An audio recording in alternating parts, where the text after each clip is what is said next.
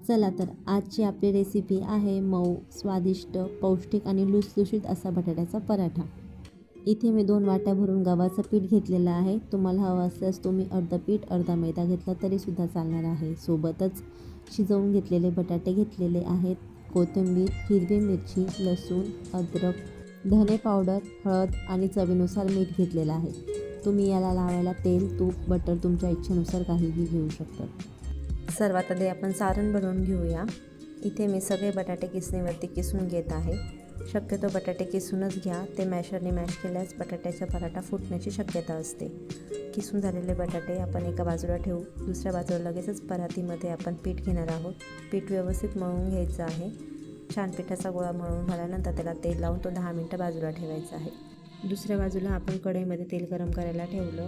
हिरवी मिरची, अद्रक, लसूण आणि कोथिंबीर याची आपण जी पेस्ट बनवून घेतली होती ती आपण यामध्ये आता फ्राय करून घेणार आहोत। मी छान तेलामध्ये ही सगळी फ्राय करून घेते आहे। तुम्हाला हवं असल्यास तुम्ही याच्यामध्ये कांदाही ॲड करू शकता। आधी कांदा परतून घ्यायचा, नंतर आपण जे वाटण तयार करून घेतलेलं आहे ते याच्यामध्ये ॲड करायचं। याच्यामध्ये आपण लगेचच हळद, धने पावडर आणि मीठ घालणार आहोत। आपली चुरचुरीत फोडणी तयार झालेली आहे। ही फोडणी आपण बटाट्याच्या सारणावरती ओतून घेणार आहोत। लक्षात ठेवा, बटाट्याच्या सारणावरती फोडणी ओतायची आहे। जर तुम्ही याच्यामध्ये बटाटे घातले तर मग बटाटे पातळ होण्याची शक्यता आहे, त्याच्यामुळे आपला पराठाही फुटू शकतो। त्यामुळे सारणात आपण फोडणी घालणार आहोत। हे छान एकजीव करून घ्यायचं आहे आणि सारण आपण बाजूला ठेवून देणार आहोत। हे बघा, मी सारण सगळं व्यवस्थित एकजीव करून घेतलेलं आहे। आता आपलं सारण रेडी आहे, पीठही रेडी आहे। मी पिठाचे 2 छोटे छोटे गोळे बनवून घेतले आणि त्याच्यामध्ये व्यवस्थित असं सारण भरून घेतलेलं आहे। बघू शकता तुम्ही, मी सारण काठोकाठ भरते आहे। तुम्हाला हवं असल्यास तुम्ही पुरणपोळीप्रमाणेही सारण भरू शकतात, पण त्याने बटाट्याचा पराठा फुटतो, त्यामुळे मग ही पद्धत मी वापरते आहे।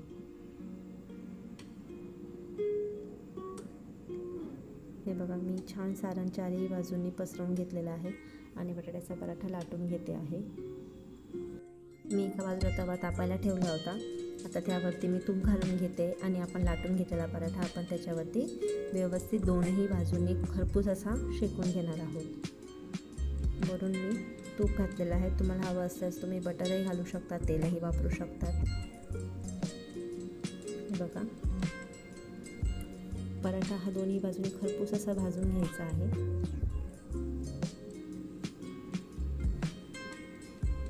मी बेकिंग पेपर वापरल्यामुळे याच्यावरती पिठाचा लेअर अजिबात चढलेला नाही। तुम्ही बघू शकता, आपला बटाट्याचा पराठा हा दोन्ही बाजूने छान खरपूस भाजला गेलेला आहे।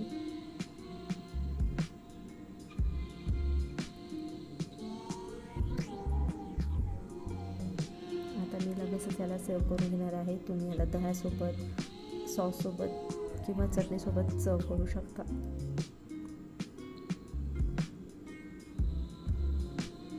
असेच नवनवीन व्हिडिओ बघण्यासाठी माझ्या चॅनलला फॉलो करा, लाईक करा, शेअर करा आणि सबस्क्राईब करा।